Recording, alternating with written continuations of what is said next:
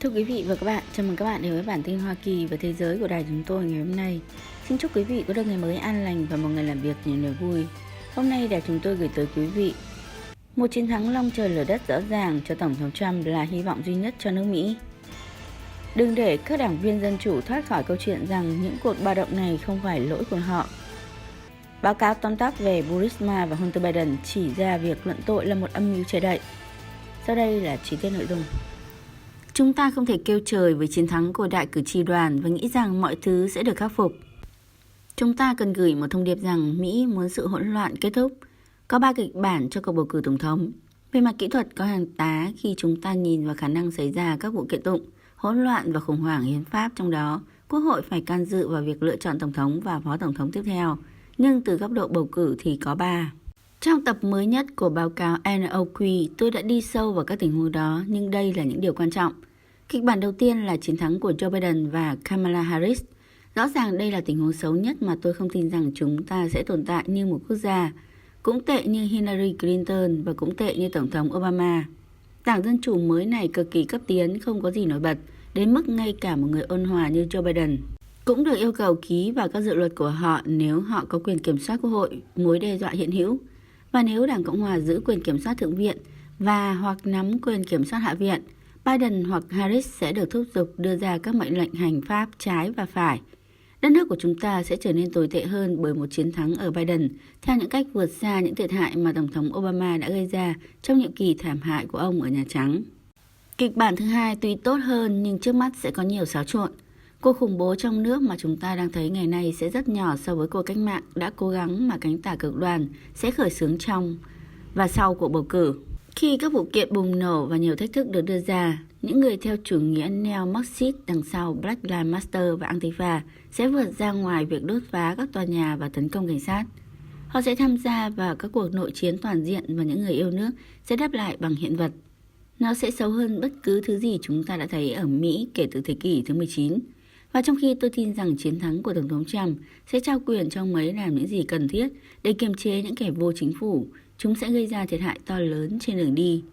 Kịch bản thứ 3 là giải pháp chấp nhận được duy nhất cho những vấn đề mà nước Mỹ đang phải đối mặt hiện nay. Chúng ta cần một trận lở đất, chúng ta cần cái gọi là đa số im lặng để lớn tiếng, mạnh dạn và gửi một thông điệp đến những người cực đoan bên trái rằng chúng ta đã hoàn thành để họ kiểm soát câu chuyện. Chúng tôi đã hoàn thành việc để họ thúc đẩy một chương trình nghị sự hủy diệt ở Hợp Chủng Quốc Hoa Kỳ của chúng tôi. Điều đó trở nên dễ dàng hơn theo cấp số nhân. Với một chiến thắng long trời lở đất thì sẽ ít có đảng viên Đảng Dân Chủ hợp lý và những người độc lập thiên tả sẽ có thiện cảm với hoặc thậm chí gia nhập phe vô chính phủ. Những người theo chủ nghĩa neo-Marxist sẽ thúc đẩy cuộc cách mạng của họ bất kể điều gì xảy ra với cuộc bầu cử.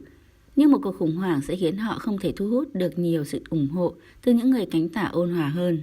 Đó là một trò chơi số và cách duy nhất để chúng tôi có được những con số về phía mình là chứng minh rằng đại đa số cử tri ủng hộ Tổng thống Trump, chấp nhận luật pháp và trật tự và muốn nền kinh tế của chúng tôi phát triển mạnh một lần nữa.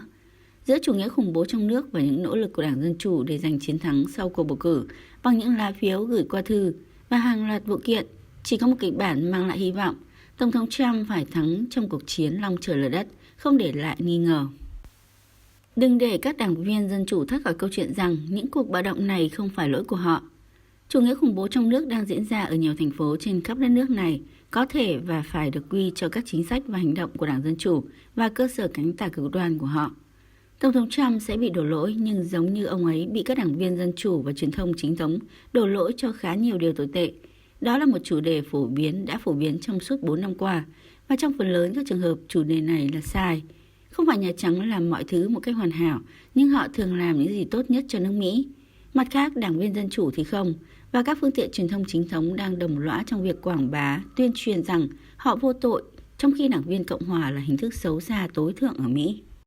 Cái chết đáng buồn và có thể tránh khỏi của Breonna Taylor dưới bàn tay của cơ quan thực thi pháp luật nên là chất xúc tác cho các cải cách của cảnh sát, đặc biệt là khi họ liên quan đến lệnh cấm. Có thông tin mâu thuẫn về việc liệu họ có lệnh cấm gõ cửa hay không, nhưng rõ ràng là họ đã gõ cửa và xác định danh tính trước khi tiến vào nhà. Như tôi đã lưu ý ngày hôm qua, hãy thực hiện lệnh cấm hoặc gõ cửa và chờ đợi. Thực tế là họ đã làm những gì dường như là sự kết hợp của cả hai, có khả năng góp phần vào cái chết của Taylor. Nhưng đó là một cuộc thảo luận trong một thời gian khác. Điều có thể được coi là rõ ràng là các chính sách của Đảng Dân Chủ và sự lãnh đạo tuyệt vời của họ ở các thành phố như Louisville, Portland, Seattle, Minneapolis, Chicago và Austin trực tiếp góp phần vào tình trạng vô luật pháp tràn lan. Có một lý do rất rõ ràng tại sao những thành phố này dường như dễ bị khủng bố trong nước nhất. Tất cả họ đều có sự lãnh đạo của Đảng Dân Chủ ở cấp thành phố và thường là ở cấp tiểu bang. Điều đó sẽ cho chúng ta biết điều gì đó. Nhưng Đảng Dân Chủ cố gắng bác bỏ những lời bóng gió, trong khi phương tiện truyền thông chính thống bỏ qua mối tương quan. Đó là năm 2020, vì vậy những điều như vậy có thể được mong đợi. Điều đó không có nghĩa là chúng ta phải chấp nhận nó, và nó chắc chắn có nghĩa là chúng ta cần phải chiến đấu lại. Trong tập mới nhất của báo cáo NOQ, tôi đã nói về những mối nguy hiểm mà Đảng Dân Chủ gây ra cho những thành phố này, và tại sao chúng ta cần đảm bảo rằng cử tri nhận thức được những thất bại này của Đảng Dân Chủ trước cuộc bầu cử. Họ đang cố gắng cho rằng đây là lỗi của Tổng thống Trump. Rốt cuộc nó đang diễn ra dưới sự theo dõi của ông ấy. Nhưng bất chấp tuyên bố của một số người bảo thủ rằng Tổng thống cần thay thế các nhà lãnh đạo Đảng Dân Chủ ở các thành phố và tiểu bang này, chúng ta cần phải cẩn thận. Nếu quyền ưu tiên của liên bang liên quan đến các câu hỏi về luật pháp và trật tự khi các thị trưởng và thống đốc Đảng Dân Chủ tố cáo điều đó, chúng ta có thể thấy rằng chúng ta đang mong muốn một điều gì đó sẽ chống lại chúng ta trong tương lai. Hãy tưởng tượng một Tổng thống Dân Chủ giả định quyết định sử dụng cơ quan thực thi pháp luật liên bang về các vấn đề cũng cần được bản địa hóa. Chúng tôi sẽ không có lập luận mạnh mẽ chống lại nó nếu một số người bảo thủ vẫn kiên trì kêu gọi hành động của Tổng thống. Chủ nghĩa liên bang hoạt động vì nhiều lý do, một trong những lý do đó liên quan đến các khu vực thực thi pháp luật. Cơ quan thực thi pháp luật, lãnh đạo thành phố và tiểu bang có trách nhiệm yêu cầu hỗ trợ từ Washington DC. Chúng ta nên phản đối việc chính phủ liên bang chủ động đóng một vai trò nào đó trong các vấn đề thực thi pháp luật địa phương, bao gồm cả bạo loạn. Ví dụ, chúng tôi sẽ phản đối một quyết định quốc gia về kiểm soát súng vào các thành phố và tiểu bang. Thiên hữu có thể lựa chọn xem có thực thi quy định đó hay không. Nhưng nếu một Tổng thống Dân Chủ quyết định gửi cơ quan thực thi pháp luật liên bang để thực thi nó, chúng ta phải có thể khẳng định chắc chắn rằng những điều đó là sai.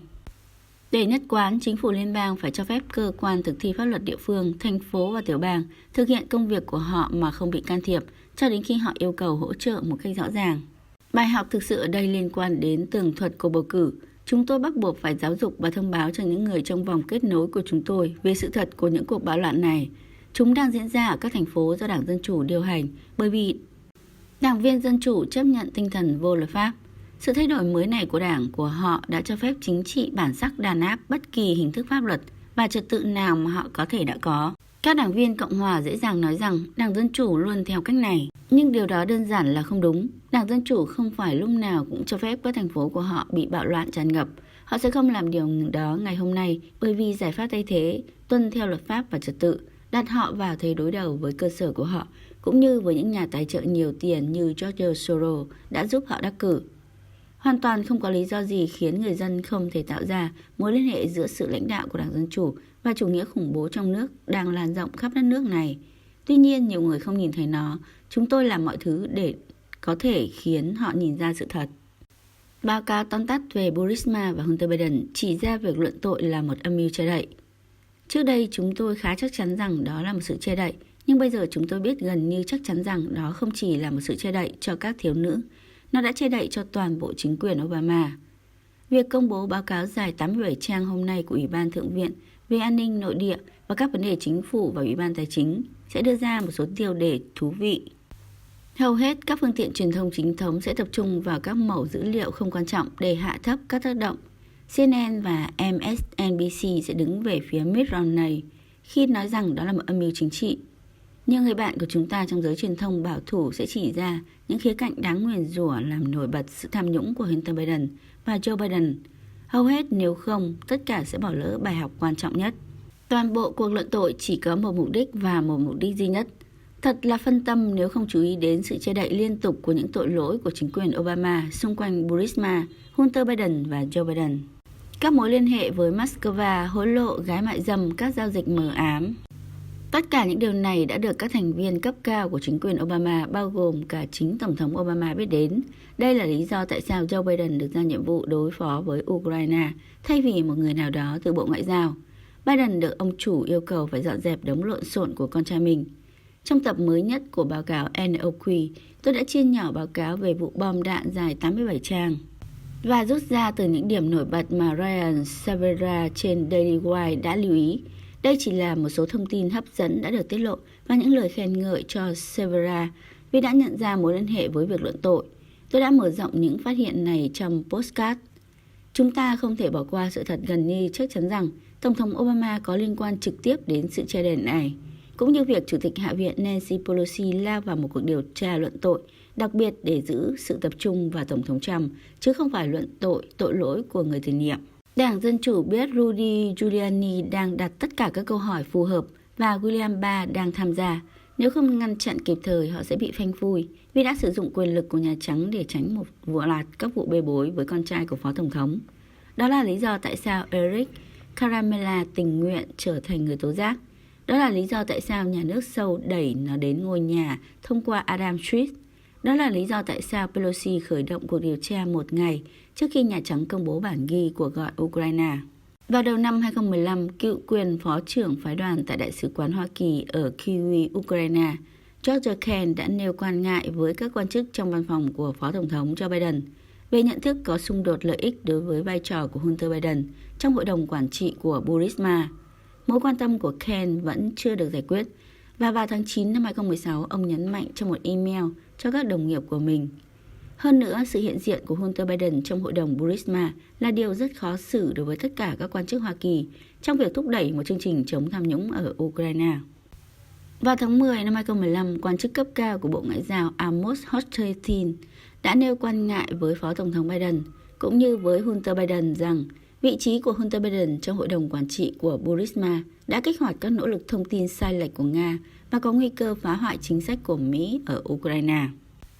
Mặc dù Ken tin rằng vai trò của Hunter Biden trong hội đồng quản trị của Burisma là khó xử đối với tất cả các quan chức Hoa Kỳ thúc đẩy chương trình chống tham nhũng ở Ukraine, nhưng Ủy ban chỉ biết về hai cá nhân Ken và cựu đặc phái viên Hoa Kỳ và điều phối viên về các vấn đề năng lượng quốc tế Amos Hochstein, người nêu quan ngại với Phó Tổng thống Joe Biden hoặc nhân viên của ông.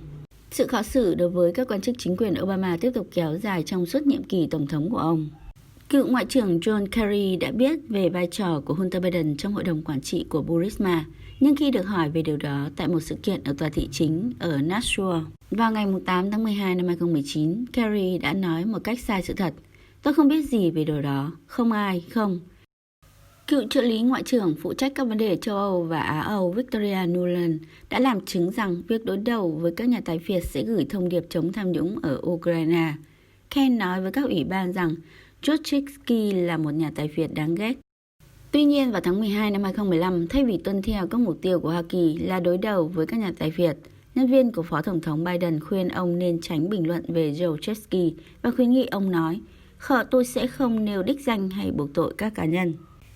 Hunter Biden đang phục vụ trong hội đồng quản trị của Burisma, được cho là tư vấn về quản trị công ty và tính minh bạch. Khi Zlochevsky bị cáo buộc đã trả khoản hối lộ 7 triệu đô la cho các quan chức phục vụ dưới quyền của Tổng công tố Ukraine Vitaly Yarema để đóng vụ án chống lại Zlochevsky, Ken đã làm chứng rằng vụ hối lộ này xảy ra vào tháng 12 năm 2014, 7 tháng sau khi Hunter gia nhập hội đồng quản trị của Burisma, và sau khi biết về nó, anh ta và cố vấn pháp luật thường trú đã báo cáo buộc này cho FBI. Hunter Biden là nhân viên bảo vệ của cơ quan mật vụ Hoa Kỳ từ ngày 29 tháng 1 năm 2009 đến ngày 8 tháng 7 năm 2014, một ngày trước chuyến đi cuối cùng của anh ấy với tư cách là người bảo vệ.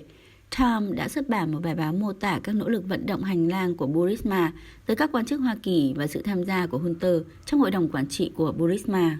Trước khi kết thúc chi tiết bảo vệ của mình, Hunter Biden nhận được sự bảo vệ của mật vụ trong các chuyến đi đến nhiều địa điểm nước ngoài bao gồm Moscow, Bắc Kinh, Doha, Paris, Seoul, Manila, Tokyo, Mexico City, Milan, Florence, Thượng Hải, Geneva, London, Dublin, Montreal, Berlin, Portugal, Abu Dhabi, Nairobi, Hồng Kông, Đài Bắc, Buenos Aires, Copenhagen, Johannesburg, Brussels, Madrid, Mumbai và Hồ Como. Andriy Tereshko, hiện thân của Đảng Dân Chủ đối với thông tin sai lệch về Nga, đã gặp các quan chức chính quyền Obama bao gồm cả Elizabeth Gento, thành viên Hội đồng An ninh Quốc gia của Obama, ít nhất 10 lần. Một công ty vận động hành lang của Đảng Dân Chủ là Blue Star Strategy đã ký hợp đồng với Tereshko từ năm 2016 đến năm 2017 và tiếp tục yêu cầu sự trợ giúp của ông gần đây nhất là vào mùa hè năm 2019. Một bài báo gần đây đã nêu chi tiết các mối liên hệ sâu rộng khác giữa Tezhenko và các quan chức chính quyền Obama. Ngoài ra, 4 triệu đô la mà Burisma trả cho tư cách thành viên hội đồng quản trị của Hunter Biden và Archer. Hunter Biden, gia đình anh và Archer đã nhận được hàng triệu đô la từ những công dân nước ngoài có lý lịch đáng ngờ. Archer đã nhận được 142.300 đô la từ Kenges Pakistel của Kazakhstan với mục đích mua một chiếc ô tô. Cùng ngày, Phó Tổng thống Joe Biden đã xuất hiện với Thủ tướng Ukraine Artsy Yatsenyuk và nói chuyện với các nhà lập pháp Ukraine ở Kyiv về hành động của Nga ở Crimea. Hunter Biden đã nhận được chuyển khoản 3,5 triệu đô la từ Elena Baturina, vợ của cựu thị trưởng Moscow. Hunter Biden đã mở một tài khoản ngân hàng ở Gyeongwon-dong để tài trợ 100.000 đô la chi tiêu toàn cầu cho James Biden và Sarah Biden. Hunter Biden có các hiệp hội kinh doanh với Yeongmin, Gyeongwon-dong và các công dân Trung Quốc khác có liên hệ với chính phủ Cộng sản và Quân đội Giải phóng Nhân dân. Những hiệp hội đó dẫn đến dòng tiền hàng triệu đô la. Hunter Biden đã trả tiền cho những phụ nữ không cư trú có quốc tịch Nga hoặc các nước Đông Âu khác và có vẻ như có liên quan đến một đường dây mại dâm hoặc buôn người ở Đông Âu. Không để các phương tiện truyền thông chính thống du ngủ bạn hoặc bất kỳ ai mà bạn có biết, bỏ qua những hàm ý rõ ràng ở đây. Việc luận tội có tất cả mọi thứ liên quan đến việc giữ chính quyền Obama thoát khỏi vụ bê bối Hunter Biden 100%. Bản tin vừa rồi cũng kết thúc phần bình luận của đài chúng tôi. Xin kính chào và hẹn gặp lại quý vị trong những bản tin tiếp theo.